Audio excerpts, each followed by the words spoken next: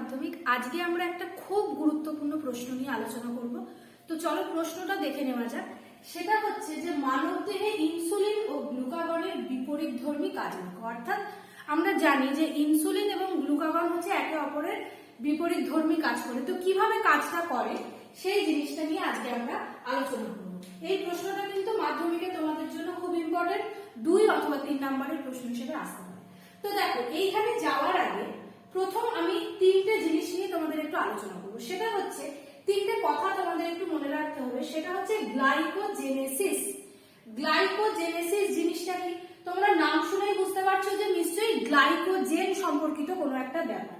তো গ্লুকোজ থেকে গ্লাইকোজেন উৎপন্ন হওয়াকে বলা হয় গ্লাইকোজেনেসিস, বা যে প্রক্রিয়ার মাধ্যমে গ্লুকোজ থেকে গ্লাইকোজেন উৎপন্ন হয়। কি উৎপন্ন হচ্ছে না গ্লাইকোজেন, তাই জন্য প্রক্রিয়াটার নাম হচ্ছে গ্লাইকোজেনেসিস। কোথায় ঘটে না যকৃৎ ও পেশিতে এই প্রক্রিয়াটা ঘটে। এরপর যেটা সেটা হচ্ছে গ্লাইকোজেনোলাইসিস। গ্লাইকোজেনোলাইসিস সেটা কি না গ্লাইকোজেন বিশ্লেষিত হয়ে অর্থাৎ গ্লাইকোজেন ভেঙে গিয়ে যকৃৎ কোষে গ্লুকোজ এবং পেশি কোষে পাইরুভিক অ্যাসিড বা ল্যাকটিক অ্যাসিডে পরিণত হওয়ার যে ঘটনা সেটাকে বলা হয় কি না গ্লাইকোজেনোলাইসিস। অর্থাৎ গ্লাইকোজেন এই যে উৎপন্ন হয়েছিল, এই গ্লাইকোজেনটা কি হচ্ছে না ভেঙে যাচ্ছে কিসে কিসে না যকৃৎ কোষে তৈরি করছে গ্লুকোজ, এবং পেশি কোষে কিসে পরিণত হচ্ছে না হয় পাইরুভিক অ্যাসিড অথবা ল্যাকটিক অ্যাসিডে পরিণত হয়। এটা কোথায় ঘটে না যকৃৎ ও পেশি কোষেই ঘটে, কোথায় না সাইটোপ্লাজমে। এরপর যেটা সেটা হচ্ছে নিওগ্লুকোজেনেসিস। নিওগ্লুকোজেনেসিস অথবা এর আরেকটা নাম আছে সেটা হচ্ছে গ্লুকোনিওজেনেসিস। দেখো নিও মানে কি না নয়, কি নয় না কার্বোহাইড্রেট জাতীয় পদার্থ নয়। তাহলে অকার্বোহাইড্রেট জাতীয় পদার্থ। অকার্বোহাইড্রেট জাতীয় পদার্থ কি কি যেমন হতে পারে অ্যামাইনো অ্যাসিড, যেমন হতে পারে ল্যাকটিক অ্যাসিড, যেমন হতে পারে পাইরুভিক অ্যাসিড, গ্লিসারল। এগুলো থেকে যখন যকৃতে গ্লুকোজ উৎপন্ন হয়, এগুলো থেকে যখন যকৃতে গ্লুকোজ উৎপন্ন হয় সেই প্রক্রিয়াটির নাম হচ্ছে গ্লুকোনিওজেনেসিস অথবা নিওগ্লুকোজেনেসিস।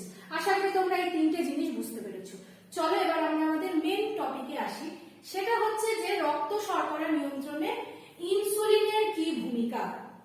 এই 3টে জিনিস কেন বললাম না, এই 3টে জিনিস না বললে তোমরা কিন্তু এই যেটা বলবো সেটা কিন্তু তোমরা বুঝতে পারবে না। তো পরীক্ষাতে যদি এই প্রশ্নটা আসে তোমাদের কিন্তু এই 3টে জিনিস লেখার কোনো দরকার নেই, শুধুমাত্র বোঝানোর জন্য বলেছি তোমরা এটা লিখবে তাহলেই হবে। তো দেখো, প্রথম আমরা জানি যে ইনসুলিন কোথা থেকে উৎপন্ন হয় না ইনসুলিন অগ্নাশয়ের আইলেটস অফ ল্যাঙ্গারহ্যান্সের বিটা কোষ থেকে উৎপন্ন হয়। ঠিক আছে, বিটা কোষ থেকে। কিসের না আইলেটস অফ ল্যাঙ্গারহ্যান্সের বিটা কোষ থেকে ইনসুলিন হরমোন নিঃসৃত হয় কার না অগ্নাশয়ে। তো এইবার যখন ধরো রক্তে গ্লুকোজের পরিমাণটা আস্তে আস্তে বাড়ছে, গ্লুকোজের স্বাভাবিক পরিমাণ হচ্ছে রক্তে 80 থেকে 120। ঠিক আছে, এবার ধরো সেই পরিমাণটা যখন বেড়ে যাচ্ছে তখন ইনসুলিন কি কাজ করছে সেটা আমরা দেখব। তো যখন গ্লুকোজের পরিমাণটা কলাকোষে বাড়ছে তখন কি হচ্ছে না ইনসুলিন কলাকোষের ভেদ্যতা বাড়িয়ে রক্ত থেকে গ্লুকোজকে অপসারণ করছে। অর্থাৎ গ্লুকোজকে বলছে তুমি আবার চলে যাও, রক্ত অলরেডি বেশি গ্লুকোজ হয়ে গেছে, কারণ কি নিশ্চয়ই 120 থেকে বেশি হয়েছে।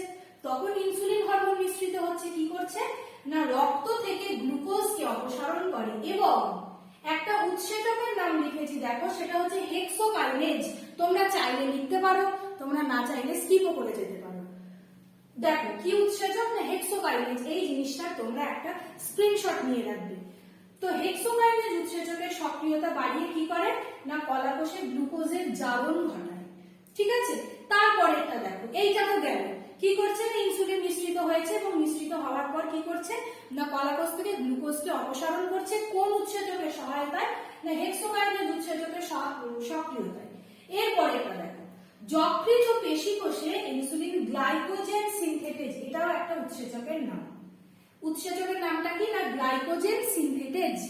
এই গ্লাইকোজেন সিনথেটেজ উৎসেচকের সক্রিয়তা বাড়িয়ে গ্লাইকোজেনেসিসের হার বাড়ায়। গ্লাইকোজেনেসিস তোমাদের এই কারণেই আমি আগে বললাম, গ্লাইকোজেনেসিস কি না গ্লুকোজ থেকে গ্লাইকোজেন উৎপন্ন হওয়া, কারণ কোষে অলরেডি বেশি গ্লুকোজ হয়ে গেছে, তাই জন্য ইনসুলিন নিঃসৃত হয়েছে, তাই জন্য কোষে আর গ্লুকোজ রূপে রাখা যাবে না, তাই জন্য গ্লুকোজটা কিসে পরিণত হচ্ছে না গ্লাইকোজেনে পরিণত হচ্ছে। কোন উৎসেচক? যেহেতু গ্লাইকোজেনে পরিণত হচ্ছে তাই গ্লাইকোজেন সিনথেটেজ উৎসেচক এতে সাহায্য করছে। আচ্ছা, এর পরের পয়েন্টটা দেখো, সেটা হচ্ছে ইনসুলিন যকৃতে ফসফোরাইলেজ উৎসেচকের সক্রিয়তা হ্রাস করে। কি উৎসেচক? ফসফোরাইলেজ উৎসেচকের সক্রিয়তা হ্রাস করে অর্থাৎ কমায়।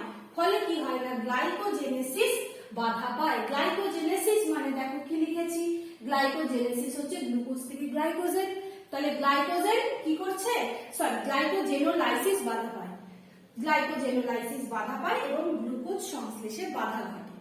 তাহলে কি বললাম না ইনসুলিন যকৃতে ফসফোরাইলেজ উৎসেচকের সক্রিয়তাটাকে কমিয়ে দেয় এবং এর ফলে কি ঘটে না গ্লাইকোজেনোলাইসিস বাধা পায়। গ্লাইকোজেনোলাইসিস মানে কি না গ্লাইকোজেনটা ভেঙে যকৃত কোষে গ্লুকোজে পরিণত হবে। আমাদের এখানে গ্লুকোজে পরিণত করতে চাইছি না, আমি চাইছি গ্লাইকোজেন রূপেই থাকুক। তো তাই জন্য গ্লাইকোজেনোলাইসিস প্রক্রিয়াটাকে কি করবে, বাধা দেবে এবং এইভাবে কি হবে না গ্লুকোজ সংশ্লেষে বাধা করবে। এটা হলো রক্ত শর্করা নিয়ন্ত্রণে ইনসুলিনের ভূমিকা। ঠিক আছে, তোমরা কিন্তু এই জিনিসটা পরীক্ষাতে কিন্তু আলাদা আলাদা ভাবেও আসতে পারে। ঠিক আছে, যে শুধু প্রশ্ন আসলে হয়তো যে রক্ত শর্করা নিয়ন্ত্রণে ইনসুলিনের কি ভূমিকা হবে সেটা দেখো। তো চলো এরপরে যেটা সেটা দেখে নেওয়া যায়। আমি প্রথমেই বললাম কি না ইনসুলিন এবং গ্লুকাগন একে অপরের বিপরীত কাজ করে। তাহলে দেখো তোমরা যদি একটা কাজ একটু ভালো করে বুঝে নিতে পারো এইটা কিন্তু অলরেডি তোমরা নিজেরাই লিখতে পারবে। তো তাও চলো আমি একবার বলে দিই। তো দেখো কি না গ্লুকাগনের কি ভূমিকা, গ্লুকাগন কি করে দেখো ইনসুলিনের কি কাজ না ইনসুলিন কিন্তু গ্লুকোজ প্রস্তুতিতে বাধা দিচ্ছে, তাই না? গ্লুকোজ প্রস্তুতিতে বাধা দিচ্ছে এবং গ্লুকোজটা কি রূপে সঞ্চিত থাকছে না গ্লাইকোজেন রূপে সঞ্চিত থাকছে। এবার যখন ধরো ইনসুলিনের যখন ধরো গ্লুকোজ কমে যাচ্ছে, কোনো মানুষের দেখবে অনেক সময় কি হয় না সুগার ফল করে যায়, গ্লুকোজ কমে যাচ্ছে, তখন কি হচ্ছে না তখন গ্লুকাগন নিঃসৃত হচ্ছে। কোথা থেকে না আইলেটস অফ ল্যাঙ্গারহ্যান্সের আলফা কোষ থেকে।